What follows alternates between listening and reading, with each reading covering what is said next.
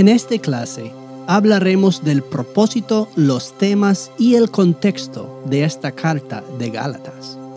También hablaremos de por qué el libro de Gálatas fue tan importante para el reformador Martín Lutero y cómo define en muchos sentidos a la Iglesia Evangélica Luterana Confesional. Pablo abre su carta a la Iglesia de Gálatas afirmando su identidad como apóstol de Cristo. Él expresa su pesar por el hecho de que los Gálatas se hayan alejado del Evangelio para caerse en el tipo de religión creada por el hombre, tan común en todas partes.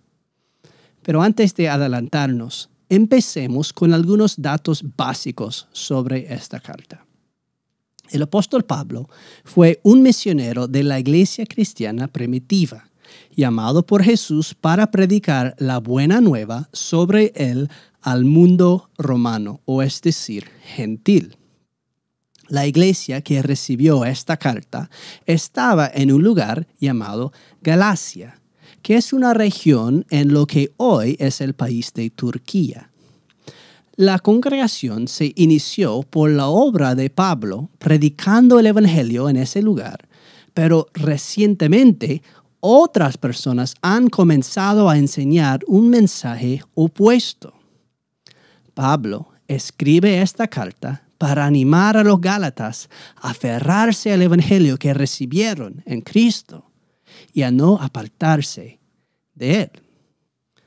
Lo interesante de Pablo es que no era uno de los discípulos originales de Jesús, sino que en realidad era un enemigo de la iglesia hasta que se encontró con Jesús resucitado en el camino a Damasco, en Siria, donde iba a perseguir a la iglesia ahí.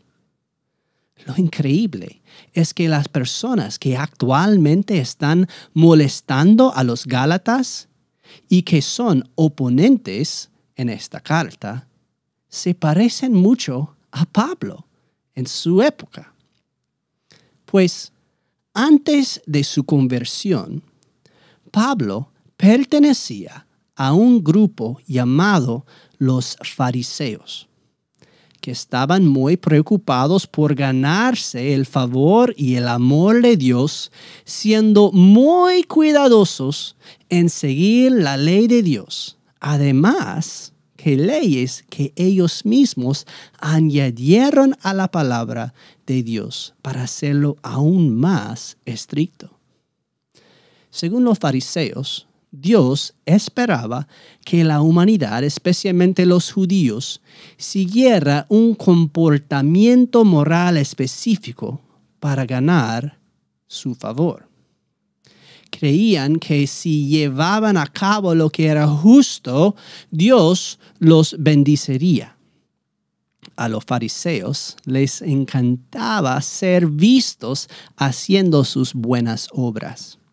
Querían que todos supieran que estaban logrando el trabajo que se requería para estar a la altura de lo que Dios quería. Eran conocidos por la forma en que se vestían, los alimentos que comían, los días que apartaban y más. Para los fariseos, la verdadera religión se trataba de lo que una persona podía hacer para ganarse el favor de Dios. Pablo era fariseo de fariseos. De hecho, estudió con uno de los fariseos más importantes de su época, un hombre llamado Gamaliel. Imagina cómo cambió su vida cuando Jesús resucitado se le apareció en el camino y le dio un giro completo. Aunque su destino seguía siendo el mismo, su propósito cambió por completo. Ya no iría a predicar la ley de los hombres, sino a aprender el evangelio de Jesús. El evangelio transformó la vida de Pablo. La palabra griega evangelion literalmente significa la buena noticia. La buena noticia de Jesús era que la verdad no trataba de lo que el hombre tiene que hacer por Dios, sino de lo que Dios hace por el hombre. Incluso las buenas obras son, en última instancia, solo la forma en que Dios obra a través del hombre para cumplir su voluntad. Así que la buena nueva del Evangelio era que Dios actuaba con amor hacia las personas rotas y pecadoras, muertas en sus pecados, y enviaba a Jesús para que asumiera ese pecado sobre sí mismo. Incluso la fe en Jesús es un don del Espíritu Santo que realiza toda la acción de llevarnos a la fe. De forma sencilla, podemos decir que la verdadera diferencia entre la religión de los fariseos y la religión del Evangelio es que la primera trata de lo que hace el hombre y la segunda trata de lo que hace Dios. De hecho, en sus orígenes, la palabra religión es casi totalmente opuesta a la palabra evangelio. Religión significa reglas para vivir o los lazos de obligación entre el hombre y los dioses. Pero el evangelio significa buenas noticias para la vida. Los fariseos no son los únicos que piensan así. De hecho, solo hay dos tipos de religión en el mundo.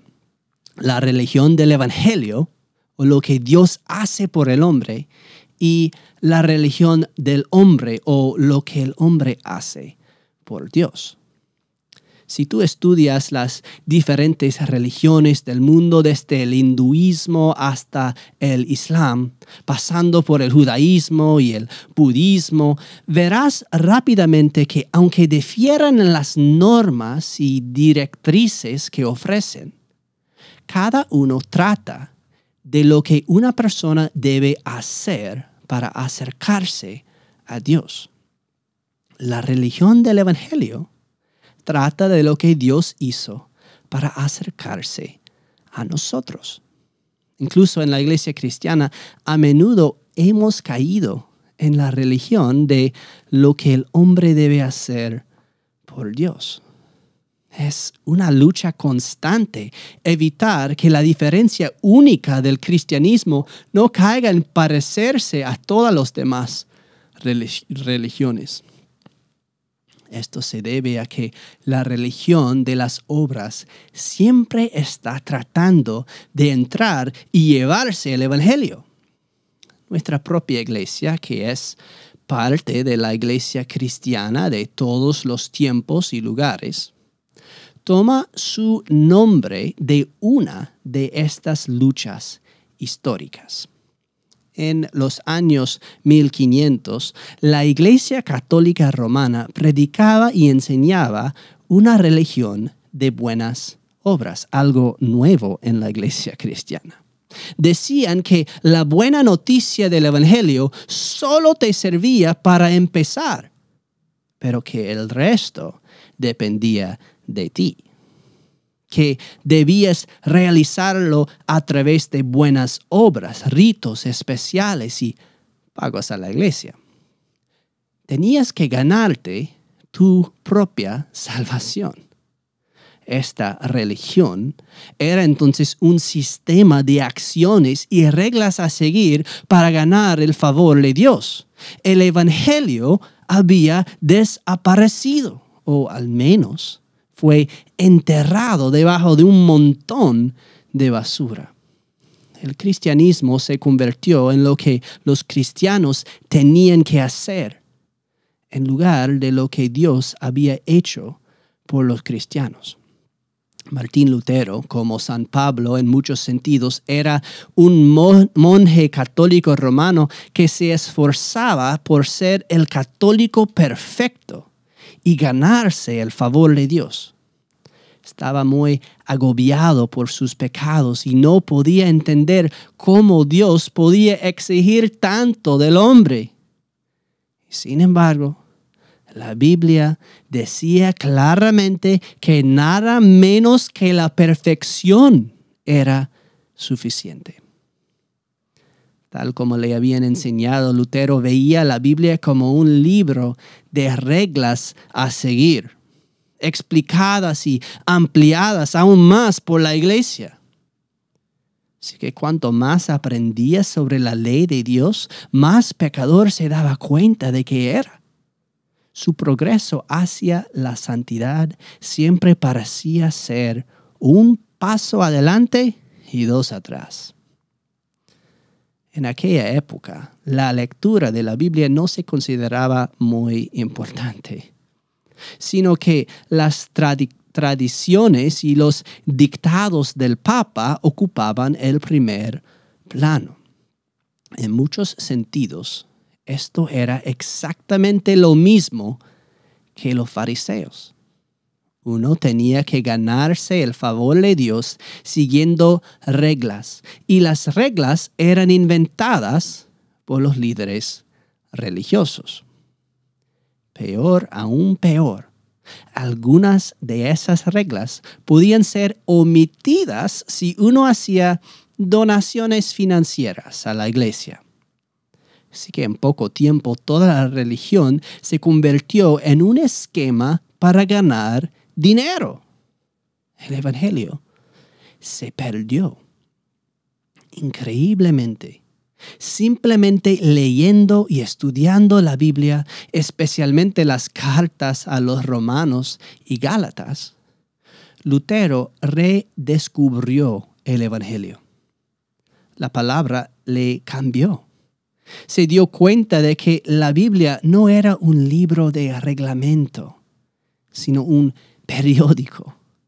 Era el relato de lo que Dios había hecho por la humanidad para salvarla y lo que eso significaba para la vida en la tierra y en el cielo.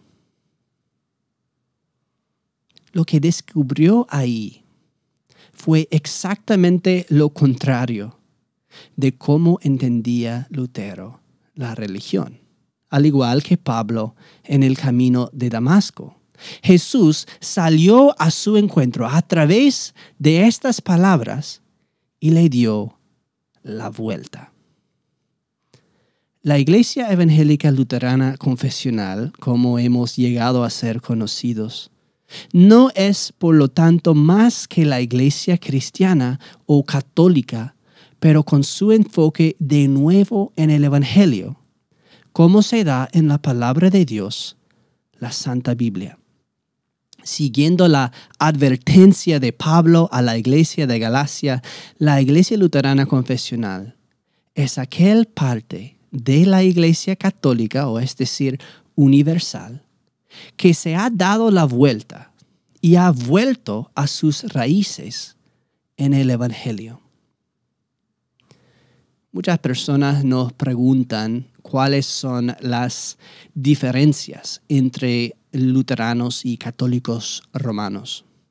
Y las respuestas pueden verse claramente aquí en el libro de Gálatas.